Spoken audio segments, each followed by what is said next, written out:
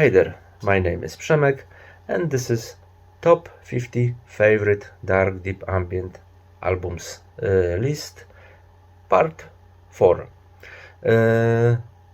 First of all, thanks for watching the parts 1, 2 and 3, but if you haven't done it yet, feel free to check them. I leave the links in the description. And I apologize for not posting a video last weekend, but I was recharging my batteries away from home. But now I'm back, and it's time for another 5 albums, as I said, places 35 to 31. Okay, let's begin. Number 35, Le Sentier Conflictuel and Andrew King, 1888. This is a French-English collaboration where the music is provided by the project Le Sentier Conflictuel, and Andrew King is responsible for the spoken word parts. The title of this album may already indicate what concept we are dealing with, because it was 1888 when Jack the Ripper, one of the most famous serial killers in history, was on his killing spree in the dirty and seedy corners of London, specifically the Whitechapel district. He may not have been a murderer with the very big number of victims on his account, but his infamous legend is still alive today. And up to this day, there's a lot of discussions about who Jack really was. I mean, what was his real name, and the references to this character can still be found in pop culture, books, films, even video games. I remember that one of my first traumas related to video games was the game Waxworks from 1992. You know, one of the levels took place in Victorian era London, where we met Jack the Ripper along our way, and for me it's still one of the most traumatic moments in the video games, as I said, and it's one of the scariest game ever.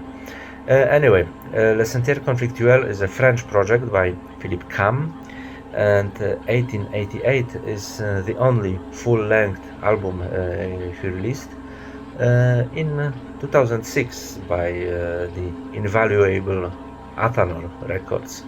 He was assisted by Andrew King, who is associated more with creative interpretations of classic English poems and songs than with dark ambient. And although sometimes you can hear dark ambient elements on his albums, it is mainly folk and maybe some classical music. I like to think of Andrew as the first troubadour of the British post-industrial underground. Both gentlemen have created an extraordinary album, very focused on the storytelling, which, even though there are not many spoken word parts, I mean maybe 4 or 5 tracks, the whole album can be treated as a kind of radio play about Jack the Ripper and his story. Le Sentier Conflictuel music is very illustrative. Apart from great sounding drones, we also had a lot of sounds of live instruments like piano or organs, as well as samples of old songs, sounds of street noise, etc. And all this is offered in such a suggestive way that it's impossible not to feel as if we are walking through the dirty and sleazy alleys of rainy 19th century London. This music may evoke associations with the works of Le Joyau de la Princesse, I suspect that this project in fact was one of the sources of inspiration for Philippe Cam, but as you know, Le Joyeux de la Princesse is essentially music depicting the turbulent history of France in the first half of 20th century. Yeah, but I think 1888 wouldn't have been half as good if it weren't for Andrew King's reading the original letters. Well, original, but they are allegedly by Jack the Ripper, who sent them to Scotland Yard and the London press. And the way Andrew King interprets these letters, well, he is Jack the Ripper. Pure primal evil pours out of the speakers, and this is not a kind of metaphysical evil, but a tangible, down-to-earth evil, hideous and degenerate, built on primitive instincts, something that no animal, only a human can do. You know, just listen to the ending of track number 6. It was above everything. What Andrew is doing there, God, every time I listen to it, I feel a cold shiver of terror down my spine. Pure deprivation.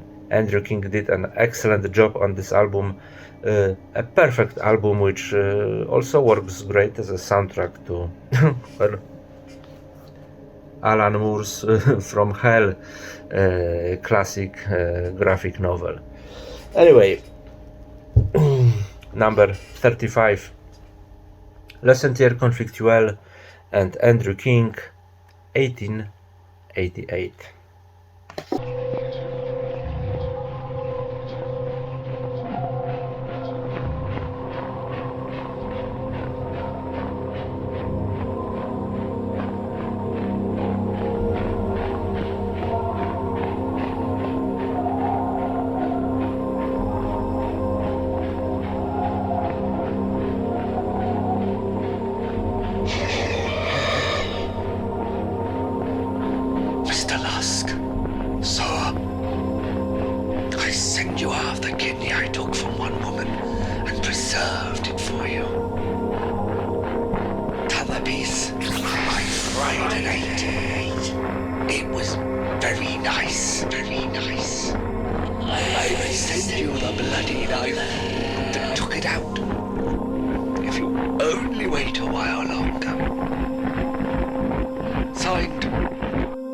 Catch me when you can, Mr. Lux. Now time for number 34. Herbstnoid, Jumgal Kalamma. I don't know if I read it correctly. Anyway, for me, Herbstnoid is the second pillar of the Loki Foundation label, along with Innate, and it's a duo of Frank Merten and Henry Emisch, whom I already mentioned on the occasion of position number 37, if I'm not mistaken, the album Samasaja by Benjaga Insaf.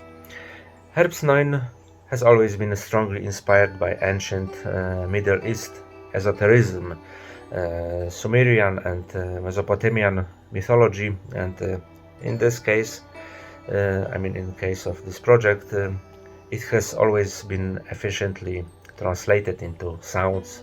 It's not just covers or titles and nothing apart from that. Basically, I like all Herbstnoid albums, but if someone would ask me about my favorite ones, I always mention Buried Under Time and Sand from 2005 and Ujumgal Kalamma from 2011. However, now I'm considering only the regular Herbstnoid albums, because if I were to include collaborations, Then I would also have to mention Through Bleak Landscapes, recorded together with Zev, the master of percussion instruments. In fact, I recorded a video about this album in my retro review series. Look for it on the channel if you want. I decided to include on the list Ujungal Kalama eventually. Herb's most complete and mature work. And as I just realized, this is Herb's last work, I mean proper full-length album, because after that we had a fragmentary, a compilation of live show recordings, as well as collaboration albums with Penjaga Insaf and Atrium Carcery, and probably some shorter or smaller materials, but we haven't received a new full Herb's 9 for 13 years. Ujungal Kalama, which means the dragon of the land. I'm not sure in what language it is, but some ancient Mesopotamian, I suppose. It's an epic double CD work summarizing Herb's 9's career in quite a unique way. There's everything that I loved this project for: the electronic aspect, these very specific drones that cannot be confused with any other project, the ritual feeling, the abundant use of instrument from the Middle East region, also the very characteristic use of vocals, also unmistakable with any other artist. But with all this, it's a kind of calmer and more melodic album, focusing more on a kind of cinematic experience perhaps than ritual trance, and the complexity of these compositions and their well thought out structure are delightful. Each of these compositions there's a story, each has a deeper meaning and idea behind it, and the whole thing proves that dark ambient is a perfect medium thanks to which you can capture the atmosphere of a specific time and place. Of course, not as if you were already there. I mean, in some Mesopotamia or Middle East ancient areas, but I think it's no worse than watching a film about ancient Middle East, well, yeah, another fantastic album from Loki Foundation, Herb's 9, Ujungal Kalama, number 34. Yeah, 34.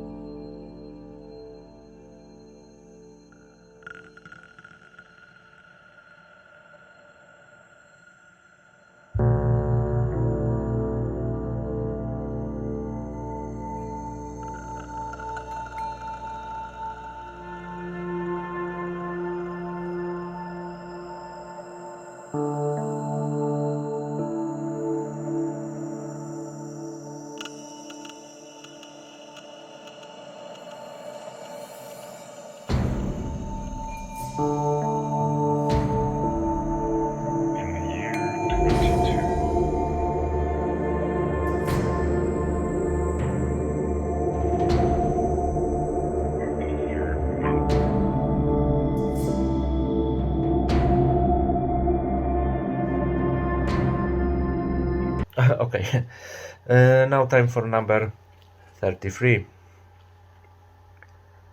Tim Hacker, Rave Death 1972.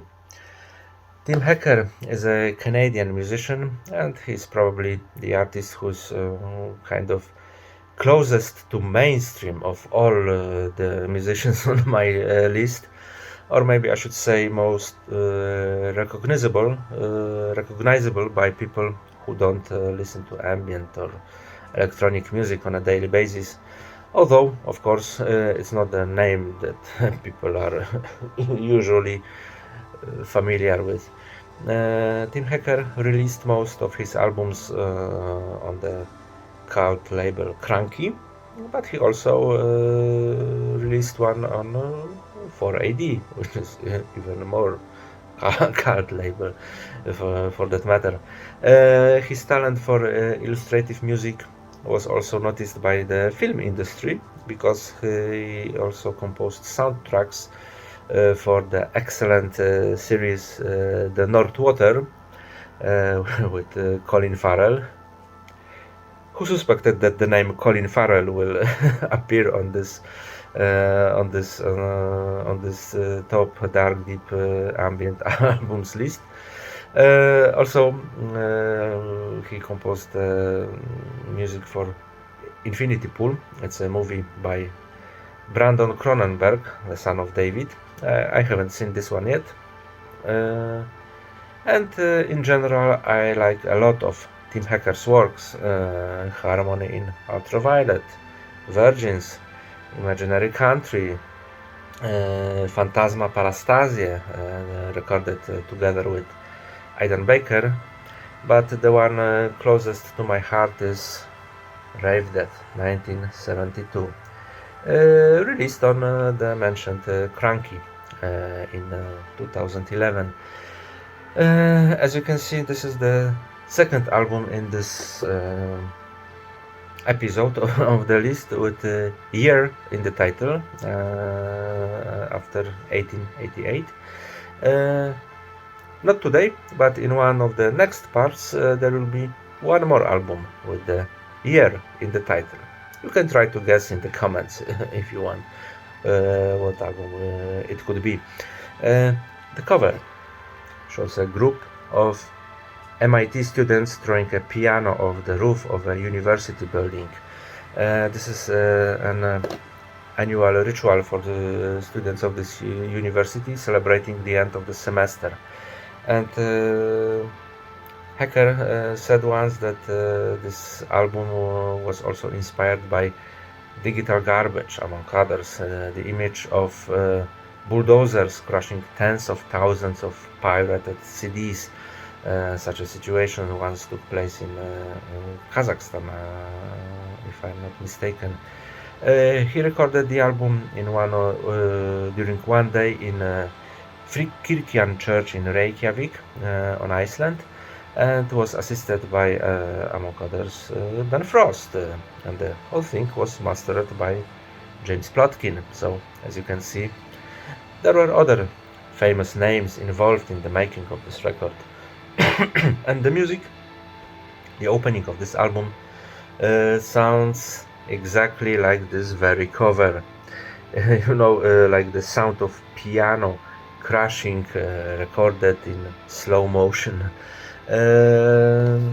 Later on the following tracks, Hacker intertwines louder fragments with slightly more lyrical ones, covering the whole thing with a thick layer of reverb.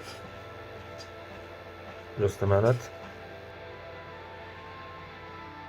Yeah, as I said, there was a thick layer of reverb on the album, but still, Rave Death 1972 is like harsh but beautiful explosion of sound, like ambient made with noise, know-how, or the other way around. This is an album composed mainly of pipe organ and piano sounds, accompanied by a few other sound sources, and yes, it does sound like the construction of music, but made in such a ravishing way. Hacker draws elegance from noise and decay. I've read several articles about it, which were often quite academic in nature, and I'm not a big fan of this kind of discussion about music, although perhaps in the case of Tim Hacker's work it is somehow justified. But you can listen to this album and look for enchantment without paying attention to what wise men have to say about it. One of the tracks is called Hatred of Music. It's a joke, I hope, because Hacker loves music, and thanks to him, we love it too. Amazing album. Number 33, Team Hacker, Rave Death, 1972.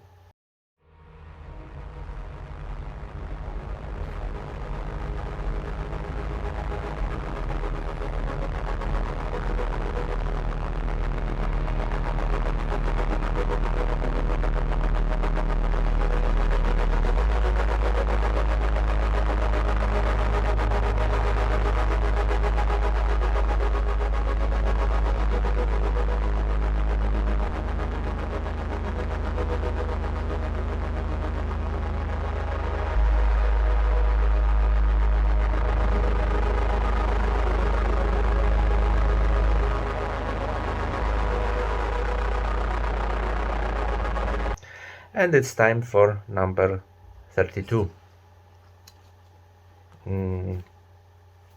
Where's the cover? Yeah, like this. Apoptose, Barnwald. First, a short story. When I was a child, back in the 1980s, my grandparents took me on a trip to Germany. East Germany, to be precise, because it was just before the fall of the Berlin Wall. We were in a kind of recreation center in the heart of Harz Mountains. You know, hotel buildings, playgrounds, recreation areas, but all this was surrounded by a dense forest. It was summer, a very warm summer, and once I entered this forest on a very bright sunny day, and suddenly it became dark, almost like night time, and I went maybe 50 meters deep, and the foliage of the trees was so thick that it almost completely blocked out the sunlight. The sounds coming from the center, this recreation center, have also vanished. Really, if I went any further, I would probably get lost, but I was feeling like I'm in the middle of a very, very deep woods, you know.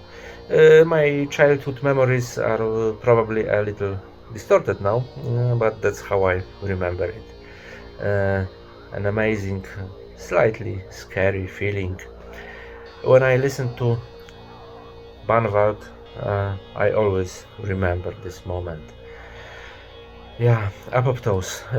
It's a German project whose concepts have always been very interesting. You know, Nordland album, the debut, was celebrating the beauty of northern landscapes. Blutopfer was a musical illustration of Semana Santa, the Iberian ritual. Schattenmädchen is a journey to a dystopian megalopolis in Asia. I think that cyberpunk associations are justified in this case. And on his last two albums, Rüdiger, the musician behind Apoptose, combined dark ambient with synth pop or cold wave. Just a minute. Spokój. Shh.